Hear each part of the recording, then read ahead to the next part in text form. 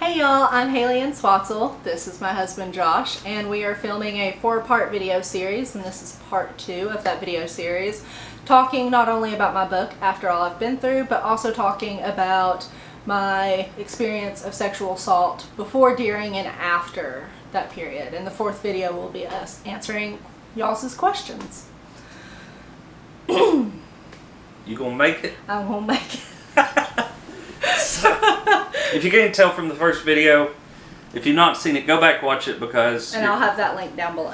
you may have missed some stuff that might feed into this one. Yep. So like she said, we're going to be talking about on this video how life was during and right after the assault. Mm-hmm. So this will probably be the hardest of them all, unfortunately. But It will. we won't go into graphic detail or anything like that because you can see that in the book. Yeah, the book doesn't even go into like super detail. No, but And I don't even think I fully describe what life was during that period of time. I don't feel like I did that a very good job. So this will be this is helpful. now your chance. I know. I get to finally say what was going on. So with that, okay, let's go to the day after.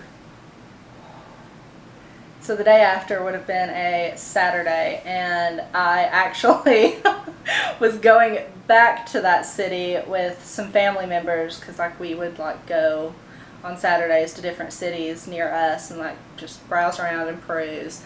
So I had gone back home and was like showering, trying to get ready because I was not about to like say no, because I was afraid if I said no, then I would start diving down into a deep spiral that I would not get out of immediately.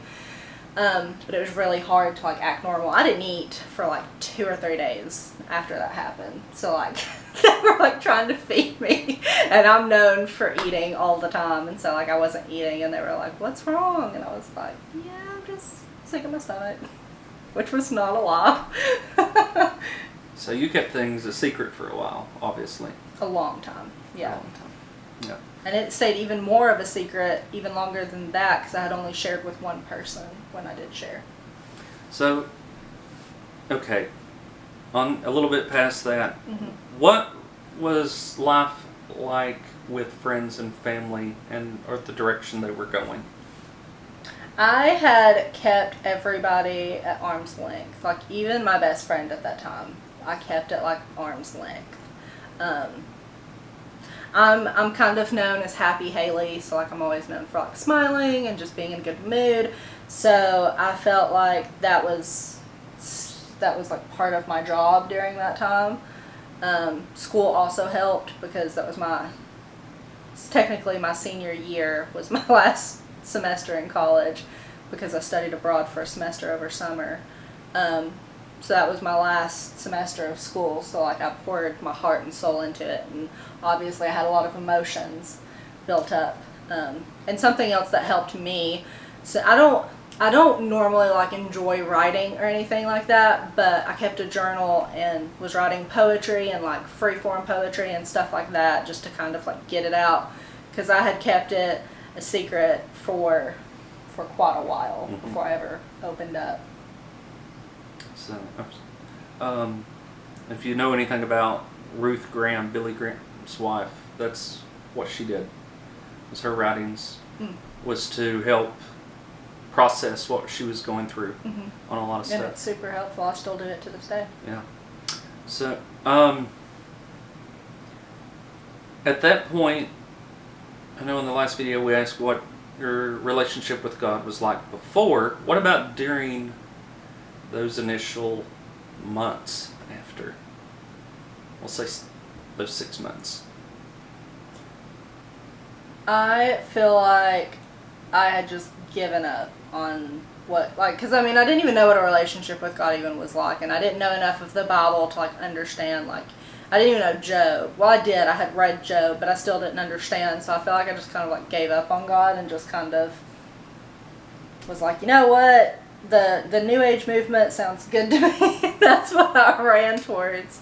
I did church hop with a few friends because I did leave my church that I grew up in, because I was like, it's not suiting me. I was like, yeah, just no. But I didn't start church hopping for about like 6 to 8 months later. So I had like delved deep into the New Age movement during that span of time before church hopping again. But I had pretty much given up on God.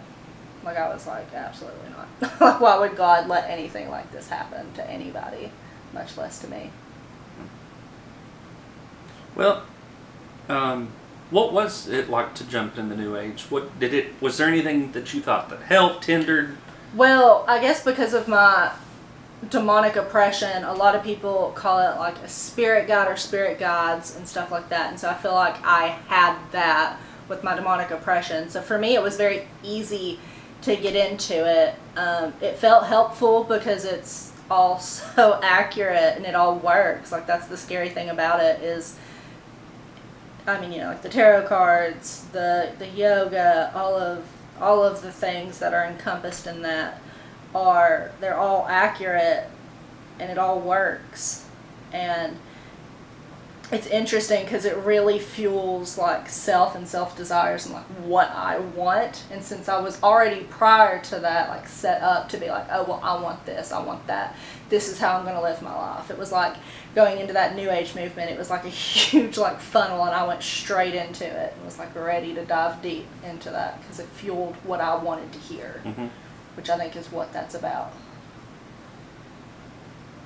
So what would you tell, if you had a chance to talk to Hali, the Hali of then, now, what would you tell her?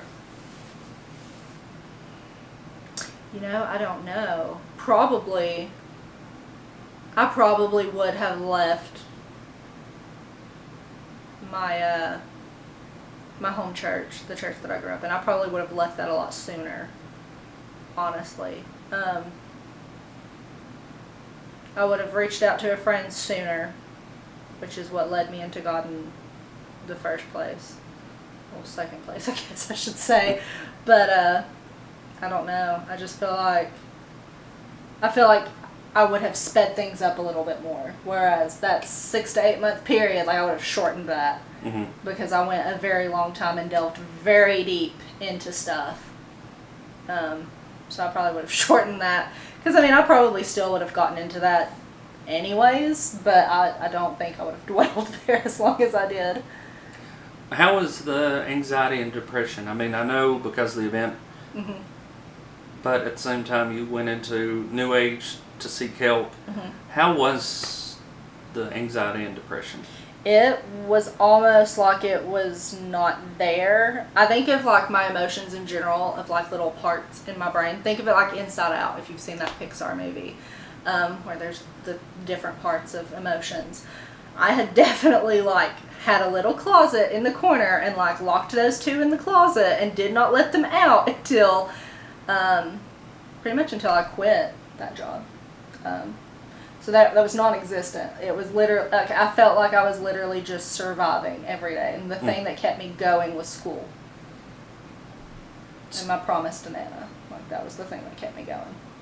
That you would make something of yourself. Yup. Or tat. My tat. But, alright, well, I think that'll sum it up for this video. Yep.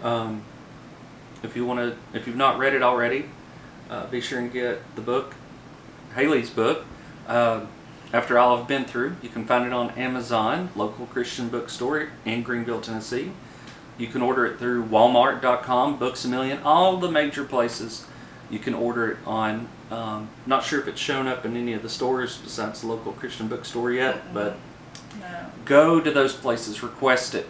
And you can go to like a store and be like, hey, I'm looking for this book, and they can like either ship it to the store or ship it to you. But the more you request it, the better the chances are it could end up in the stores and mm-hmm. more people see it.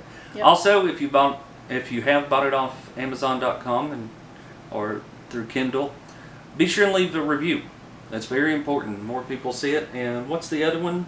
Goodreads. It's a free account. Like, it's not anything major. What it is it's best linked to like your Kindle account. So like whatever book you're reading, it kind of updates like, hey, Hali's reading so and so, and it's kind of like a social platform for book readers. But my book is on there, and you can go and leave a review on there. And also, I'm going to, probably by the time this even goes up, I will have a spot on my Hali and Swatzell Facebook page where there will be like a little tab, and a review tab will be on there, and you can go and leave a review there as well. So, also, if you repost this video or share anything that Hali shares on Facebook or other social media, be sure and use hashtag HaliAnnBook, and that's HALI for Hali. So. Oh, don't worry, after the last video, I've like mentally created like a little like thing that I'm gonna draw out and like put it as like a little plug. So, yeah. So be sure and use the hashtag. Give a review. Send us your questions for the last video. We'll be getting to that. We're still thinking about exactly how that's going to work. We may have some friends ask your questions. Yes. So, but be sure and keep watch for the third video where we'll talk about life after the assault, or the years after the assault. More like the time after I quit, because that's when everything really just went out of control. It's pretty much the time after I quit and onward. So we'll even get to a little bit of how life's doing now. Yeah. Me and my bugging her. So, all right. That's all I have. You got anything? That's all. Love you guys. Bye. Toodles.